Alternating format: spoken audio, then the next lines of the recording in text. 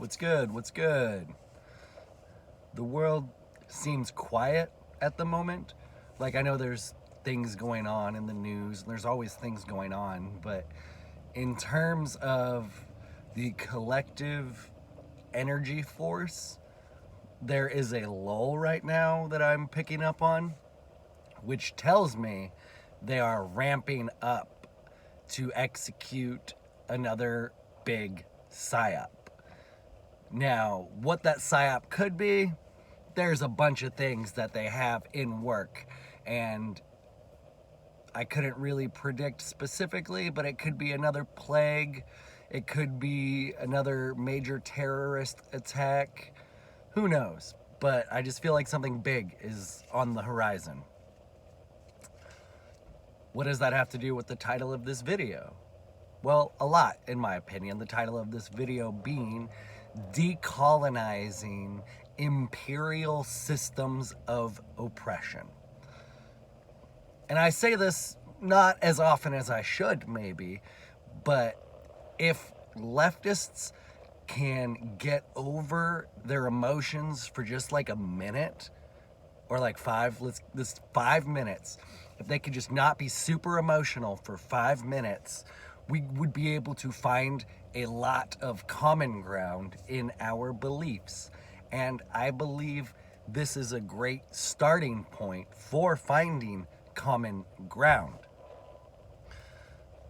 It's a hashtag I see, and I see people on the left talking about degrowth and decolonization. And when I think about decolonization, I think about removing the elements of colonialism that was forced into American culture.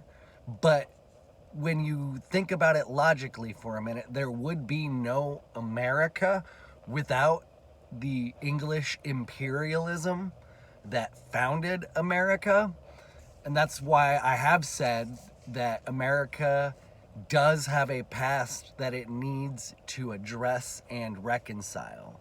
Because from the founding of America and the colonial genocide of the indigenous people in America, or attempted genocide, because we do still have some indigenous folk, but it's really, really sad what has happened to the indigenous peoples of America. And I say that with first-hand experience. I lived in the Pacific Northwest, where there is still a fairly large indigenous population. I went to school with a lot of indigenous kids. I have indigenous friends, and I love seeing the memes that they share, and I love seeing their culture and how they appreciate it, and they're trying to keep it alive. I love that. But that's a real point we need to address, is that imperialism and colonialism is what contributed to the genocide of the indigenous people. I acknowledge that. Kind of why I'm an anarchist, because what was the driving force behind imperialism and colonialism? One of the King Georges, right? Or King Louis? I don't know. Whatever. I don't really care about the monarchy, so I don't know what kings were and what dates and whatnot. But it was the King of England who, what's the word? There's a word where you hire. There's a cooler, like, seafaring word. Anyways, so the King of England was like, hey, let's continue to expand our empire. So he sent ships out, commandeered, nope, commissioned ships to explore, and then they found this land, and they're like, oh, there's a lot of good shit here. Thus, America was conquered. That's a good word for it. I like that word. America was conquered by the English and the monarchical government of Old England.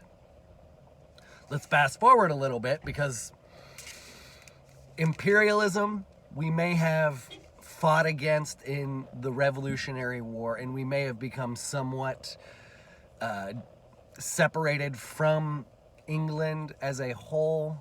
We were never entirely separated, because the bankers of England have always been manipulating America. The bankers are manipulating everything. They're truly what's behind all of this chaos. Because if you control the world's money, you can control the world, or you control the money supply and you can control the population. Fast forward 150 years or so, and we've got the Civil War. And what was that? The Civil War was America's past of genocide. Well, slavery wasn't genocidal so much as just extremely immoral. Extremely immoral! How? Like, it's not lost on me that within only a few generations, we had legal slavery in America. To me, that is just an extension of imperialist ideology, of imperialism. This idea that you can conquer and own people. Again, why it is so easy to be an anarchist. Because you can't have legal slavery in an anarchist society. There still might be slavery, and that's still a problem. It's still a conflict that needs addressed. However, that shit was legal in America. Just think about that. Totally legal. And so when people ask me, like, Andrew, why don't you care about various laws? Because laws actually are not the source of morality. Laws do not equal morality. Let's fast forward again, another 100 years or so. And this is where the bankers come back into it full circle. Because there may have been a brief period of time where there was some sovereignty and freedom in America without manipulation and coercion of the state, but there never really has been a time we've been free from the state and from the bankers. 1913, America passes the Federal Reserve Act, implementing a Federal Reserve institution in America. And so, fun fact, it's actually not a federal entity. The Federal Reserve is a private entity. Many countries around the world have Federal Reserve institutions in their country that control their money supply. But it all traces back to the Bank of England. That is where all of this is being executed. That is where the economic oppression originates, is the Bank of England. That doesn't mean we can't leave out things like the Vatican, the city of the Vatican, because that's where religious oppression comes from. Okay, I'm getting off the subject, I'm sorry. Let's focus on the bankers and their manipulating and oppressing humanity. And how can we get rid of them?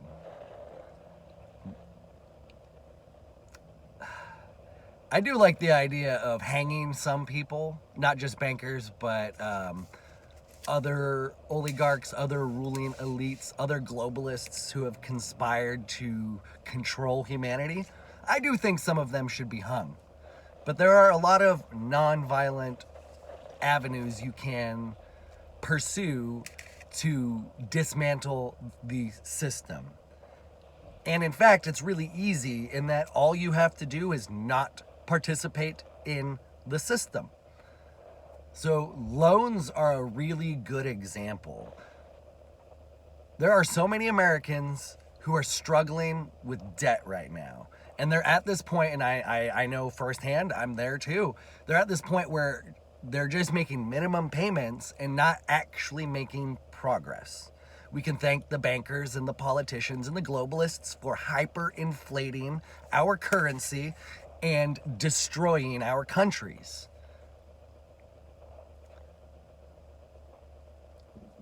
For people to get a loan to pay down their debt and get it to a more manageable place, banks are not offering low interest loans to people to get them caught back up. Why? Because that's not profitable.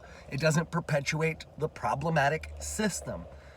if individuals were to circumvent the system, so individuals who have resources loan people who don't have resources money to help them get out of this debt trap, then we just stop giving Visa, MasterCard, American Express. We stop giving these banks our money and we start creating community solutions. We start investing our money in our communities instead of corporations.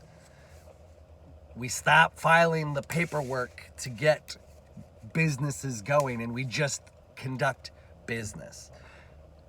I'm not gonna name names, but I know not a lot of people, you know, I wouldn't say 50-50, but I know some people who just don't have a business license, they don't have insurance, they just run their fucking business. They take cash and they do really well for themselves and they do great work. They do really well for themselves because they're not having to pay into this fucking corrupt system that breaks people down. We're taxed on so much shit. Just our entire money system is set up to keep us enslaved, to keep us oppressed. And it is all the result of imperialism.